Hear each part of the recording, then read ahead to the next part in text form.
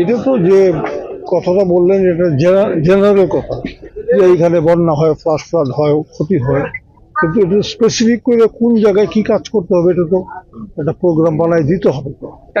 এটা এমপি সাহেব করে নিয়ে যাক, তারপর আমরা বসে এটা দেখতে পাবো। একটা করি, একটা দপ্তর কোনোদিন স্থায়ী সমাধান করতে পারবো না, কারণ এটা হলো ত্রিমন্ত্রণালয়, পানি উন্নয়ন, দুর্যোগ এবং এলজিআরটি তিনজন মিলে করতে হবে।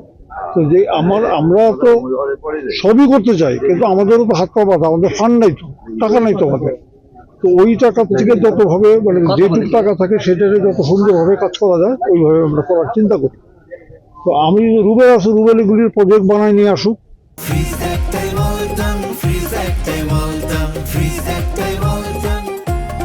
যতটুকু পারি চেষ্টা করি আমরা দেওয়ার জন্য। আপনাদের যেমন প্রবলেম, সারা বাংলাদেশের বিভিন্ন জায়গায় প্রবলেম আছে। কারো ফ্ল্যাশ ফ্লাড, কারো বৃষ্টির পানি পরে ড্রেনেজ নাই, তার বন্যা হয়ে যায়।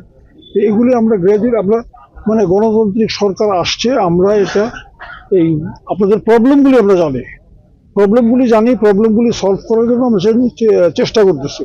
হয়তো এই বছর যেমন কিছু করতে পারবো না, আশা করি আগামী বছরে দর্শনীয় কিছু করতে পারবো, এটা আশা করি। কিন্তু যেহেতু কোনো মানে প্রজেক্ট বা এই প্রকল্প আমরা নেই, তাহলে আপনাদেরকে একটা মিথ্যা আশ্বাস দিব না যে অমুক তারিখ স্টার্ট হবে, কিন্তু আমরা কাজ করতেছি, সম্ভবত খুব তাড়াতাড়ি কিছু করতে হবে, তখন চালাবো। সেটাও জানি, এইটা তো এখন হাতির যদি খাবার না থাকে হাতি তো আসবেই। এখন এই আবার বললেন এখন পরিবেশের কাছে যেতে হবে, তারা হাতির যদি একটা স্যাংচুয়ারি যদি করে তাদের রাখার হাতির প্রোটেকশন দিতে পারে, তাহলে তো এই হবে, তাহলে হাতিরা আটকে রাখবেন। ওইটাও কিন্তু আমরা জানি, কথাবার্তা হয়, কিন্তু কংক্রিট কোনো প্রকল্প আমরা এখন নেই, সময় গেলে এই বছরের মধ্যে করে ফেলবেন।